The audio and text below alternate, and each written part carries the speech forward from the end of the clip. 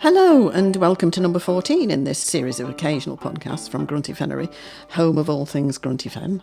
My name's Carol Carman and I'm only here to wish you a very happy Easter and remind you of all the goodies you can get from our website, dennisofgruntyfen.co.uk. We have all 4 of Mr. South's Grunty Fen books, we have greetings cards and maps, and of course over 30 CDs and downloads just needing people to listen to them and relive the heady days when Mr. South would doggedly try to interview Dennis and Dennis would always get the better of him. But now for something a little different. For your free Easter treat, we've chosen the first ever episode of The Advice Shed, which comes from 1992. Dennis answers listeners' problems and imparts some sage Fen wisdom regarding such topics as current affairs, etiquette, cookery, and polite conversation, plus Dennis's thought for the week. Be warned, this episode contains mention of toffee in a blowhole, girls in the attic, a Peruvian nose flute, and boils, as well as heavy use of a kazoo. Over to the Advice Shed with Dennis and Mr. South.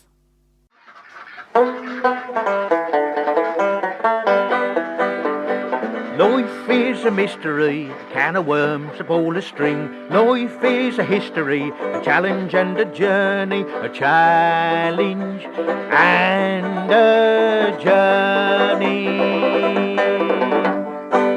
Hello and welcome to The Advice Shed. This is the first in a new series of programmes in which we seek to tap the rich reservoir of rural wisdom accumulated over centuries of patient cultural endeavour by those hardy yet compassionate, self-sufficient yet essentially spiritual, resourceful yet curiously innocent, How much longer are you going on? combative yet deeply peace-loving people who dwell here in the fens. Ask me, have you done yet? Increasingly, our society finds itself turning aside from the inadequate nostrums of a mechanistic and pragmatic approach to the human condition. Get on with it. Seeking deeper, more enduring verities long garnered from the reluctant fen landscape by If you don't give over, there won't be any time for me to give me advice the way you keep going on. by these sturdy fenmen, foremost among whom we find Dennis of Grunty Fen, my host here today in this humble shack he calls his Advice Shed. You do. And it's my purpose during this programme, and during the weeks ahead, to explore the Fen approach to the exigencies of existence, consulting not the learned scholars in the groves of academe, but this horny-handed son of toil. Right, now, let's get started. Right, heaven for that. You might just blooming meal everything you do, blathering on like some old woman what got her bodice back to front or something. Each week we will tackle a range of crucial topics exercising an anxious world. And the first topic this week is affairs of the heart. Well, go on. What? Play it. Play the little signature tune we rehearsed for affairs of the heart. Oh, how was I supposed to know you was ready? You've been chattering all your own nonsense so long I have nodded off down here. And now you caught me by surprise. Just say you had enough warning. I got it out when you started, but then you went on and on and on. I put it back in my pocket again, didn't I? What? Well, me kazoo. Get it out again. It's got toffee in its blowhole now, and I can't play with toffee in me blowhole, can I? Dennis, will you please just play the affairs of the heart jingle? I'll have to suck off the toffee first. Oh, quickly then, please. Oh, God, now I've got sticky fingers. I can't play my guitar with sticky fingers, can I? I've got toffee in me blowhole and a tacky plectrum now. Oh, just do your best. Affairs of the heart. We've received a number of letters from listeners wishing to consult Dennis for advice over crises in their personal relationships with the opposite sex. Here is one, chosen at random, from Doreen of Ramsey. Oh, go on. Now listen, Dennis, because you're going to have to give some advice. All right. Doreen writes, Dear Dennis, I hope you can help me. I'll do my best. Me and my Reg have been wed 24 years, and he has always been very loving, and there's never been any messing around. That's all right, then. But now I've got me doubts about him. Oh. Reg is acting strange. Well, they do after a while. I've got my hands full with 10 kids to raise on his money, and he don't earn much down at the jam works, shoveling scum off the vats, which is only semi-skilled and no perks. No perks? It's hardly surprising if I've lost me looks, what with all these kids and having to work all hours, but I think I have lost him to other girls. Reg hasn't said anything, and I haven't actually seen them, truth to tell, but I'm sure he's got a whole lot of girls up in our roof. They've got a big roof. I hear them laughing and talking of an evening, and I can smell their bacon of a morning. Oh, well, you feed them then. I reckon he brings them back from the jam factory and sneaks them into our attic when I'm busy in the scullery. I don't know how many he's got up there, but at least 3. There's one talk like she come from Maney, Yeah, well, they're sort of nasal, aren't they? and one that talk like people talk at Parsons Drove. Yeah, lisp a lot of them. There's another one with a squeaky laugh that might come from out Foul Anchor way. Yeah, I know the ones you mean. Yeah. Dennis, what do you think? This is Doreen asking you, Dennis. Dennis, what do you think? Should I say something to Reg about these girls he keeps in the roof? Or is it just a phase he's going through? I don't want no trouble. Your faithful listener, Doreen. P.S. Could I have your grand's recipe for cheese straws? Yeah, Well, think of Dennis, that. that's a tragic human drama unfolded there. What's your advice to Doreen? Should she talk to her husband about these girls he's keeping in the attic? Well, there's one thing more interests me about that letter, you know, missus. Good. What's that? Well, he said he's got this here job, shoveling the scum off the vats down the jam factory, didn't he? Well, yes. Yeah, well, he said he didn't get no perks in his job. I noticed that straight away. Well, yes. Well, that interests me, you see. What do you mean it interests you? Well, what do he do with the scum?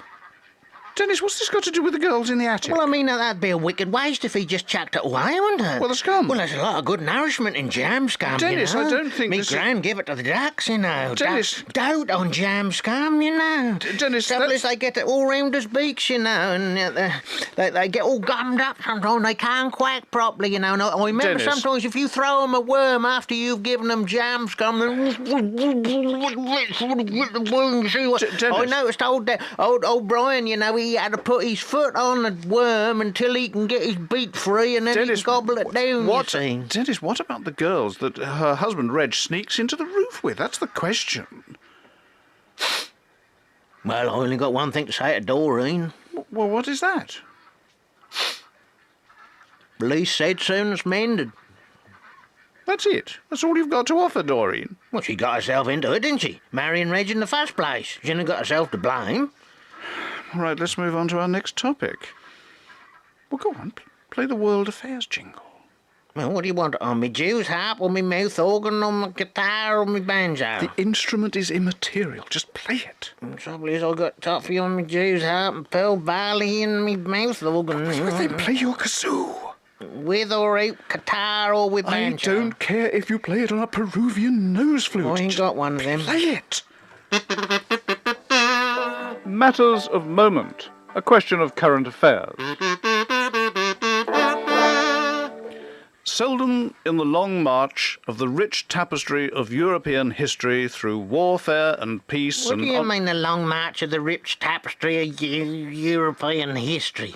Well, what do you mean? What do I mean? Well, a tapestry can't march, can it? It's a form of words. It doesn't mean a tapestry What literally... did you say it for, then? It's a figurative phrase. Have you ever seen a tapestry marching? Well, no, I haven't, but... Well, what'd you say it for, then? That's stupid. That's daft.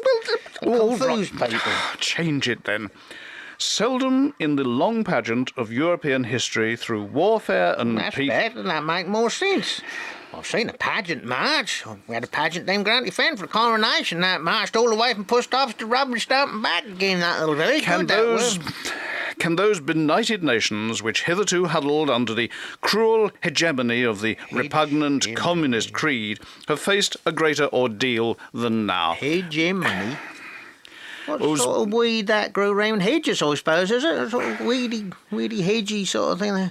We got some of that round the back of LNE. Call that, don't know how stink, you know. Uzbekistan, Go round the back Turkmenistan. of the Privy and all, but that died off, you know. That got too lash, and I reckon that outgrew its strength, you know. Moldavia, Azerbaijan, Kyrgyzia, Latvia, Making them up. Armenia, Estonia, Azerbaijan. You said that one twice. Which one? Kazakhstan. Kazakhstan, and not forgetting Mother Russia herself, all grappling with economic collapse and civil strife. Dennis, How do you think things look here from the viewpoint of the English countryside? Do you expect things to develop badly or favourably in the days ahead? Stuff. Stuff? Stuff. What do you mean, stuff? Well, over here on the fen myself, do you know what happens when people get themselves into a pickle like what the rest of us have? What? Well, it all come down to one thing, and that is stuff. Stuff? Well, there's a lot of stuff come available, you know, when they start fighting and that. What do you mean bits stuff? of barrage balloon, army boots, khaki blankets, tins of spam and all that sort You of see stuff. the former Soviet Union as a source of spam and blankets. Well, that's always the same in war, you know. Now, if I could get me old barrow over to Russia now, you see. A barrow I in could Russia? clean up. I'd be rich, man, if I could get me barrow over to Russia and pick up some of that stuff myself. I think we better move straight on to the next topic. Home on the Range, the cookery column of the Air. Well, what's this week's tasty morsel, Well, Dennis? that's one of Sal Field's recipes from the Grunty, you know. Oh, yes, the Grunter, the Grunty Fen Parish magazine. What's the recipe for? Chip sandwiches. Chip sandwiches. Sal's got a knack with chip sandwiches. Kids love 'em, you know. What knack? Come to that, what is a chip sandwich? It sounds disgusting. Well, that's a sandwich made out of chips, isn't it, stupid? What's the knack?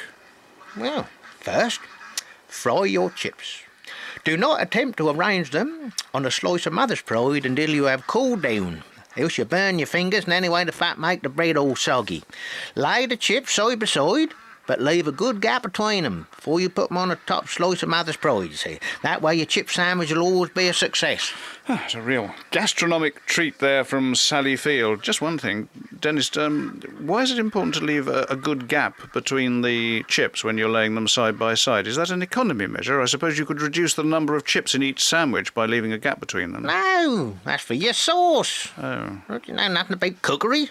I mean, you can have either sweet or savoury, you Sauce. see, can't you? Well, you can either have your HP for savoury, or if you want more sweet, then you have your tomato ketchup. And if you cram the chips in the sandwich, and there's no space for the sauce, is there? Oh, I You see. I shouldn't have thought anyone would have known that. Well, I'm sorry. Somehow it had escaped my attention up to now. If you I'm leave sorry. a gap, the sauce can settle in between the chips. Right, Lovely, thank can't you. it, you see? Very valuable tip See, indeed. If you lay the chips up tight, like what they do when you're making a bridge of sleepers across a culvert or something Dennis, like that, I think we you should see, move on to another there's topic. nowhere for the sauce to go when you take a bite and that shoot out all over everywhere Thank you, and Dennis. all down And your now- back and make ever such a mess. Let's move on, You Dennis. can do now. some nasty injury if you're sitting next to someone take a bite out of a badly made chip sandwich, you know. Time now Sometimes you get a whole chip come sliding straight out, you know. Time and now. might go in somebody's eye. for a change of topic now, Dennis. Modern manners. Hints on etiquette for the 90s. And what aspect of modern manners are we tackling this week, Dennis? Table manners. Ah, good. Table manners. Any particular aspect of table manners? Never lick the mustard spoon. Never lick the mustard spoon. Well, sound advice, I'm sure. Perhaps you'd better explain exactly why one should never lick the mustard spoon. Well, that's obvious, isn't it? Even so, Dennis. That make your eyes water. Yes. And then that make your nose run. I see, And then yes. you've got to blow your nose at the table, ain't you? Oh, and of course, and that's awfully bad manners, blowing your nose at the table. Right, Well, it's now... not so much blowing your nose what put people off. That's Oh. what you bring out of your pocket with your handkerchief, isn't it? What you bring out? Well, sort of wood shavings and grit and sort of interesting stones what you picked up. Dennis, you I think know. I can think of other reasons for not licking the mustard That's spoon. very bad if you've got company and you've laid on a nice jelly for them. Really, or you've something laid on like a that. jelly? Say you've got a jelly on the table all quivering there in the shape of a rabbit. A rabbit? And you take a lick of the mustard spoon and you're always smart and you have to get your handkerchief out and all sorts of debris start landing on the jelly. Quite There's so, nothing Dennis. worse than a gritty jelly. Thank you, Dennis, know? thank you. And so much for modern manners. We look forward to your next lesson in etiquette. Chatterbox, the art of polite conversation. Dennis, what is the chief principle of the art of polite conversation? Never mention your boils. Oh, so I should think. Never mention your boils and your scabs. I think you hardly need explain why it's unwise to choose boils and scabs as a conversational Boils, scabs and verrucas. topic. Self-evidently And ringworm. 'Cause if Dennis. you mention your boils or your scabs or your verrucas or your wingworm, you see, the person what mentioned them is bound to start mentioning theirs, and then before you know where you are, they all start scratching and picking, and that only lead to one thing. One thing. Well, they all had to get them out and show each other then, Of wouldn't course, and civilised people do not want to spend their time contemplating one another's scabs and boils. they? That's a and funny thing, that, you know, and... What's a funny thing? Well, how your own scabs and boils, verrucas and that can be quite interesting to look at, but no one ever likes looking at someone else's, do they? Alas, that's all we have time for from the well, advice he shed always this tried week. to get me to look at his verrucas, you know. Dennis, I don't think we want He to go know. off in a half, but I can't bear to. have Turn time. my stomach, you know, when he get them out. And now for the final section from this week's first edition of the Advice Shed. Thought for the week. And what is this week's thought, Dennis? That's always darkest before you're born. It's always darkest before you... Are you sure you got that right? You see, you keep on carping, I ain't going to do no more of this, you know. You're Dennis, will you... finding fault in you doing... Will you sing your doing something wrong. Advice Shed goodbye song, please? Life is a mystery, a can of worms, a ball of string. Life is a history, a challenge and a journey, a challenge and a journey.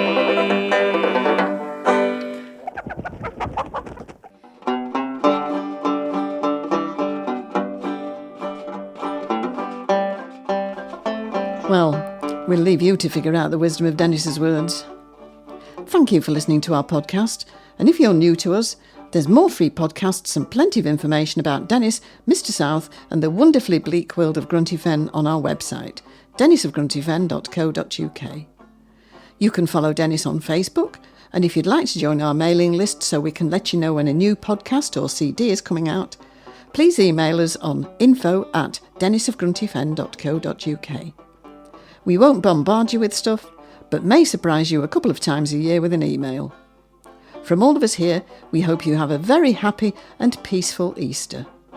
Take care, and remember, that's all in your life.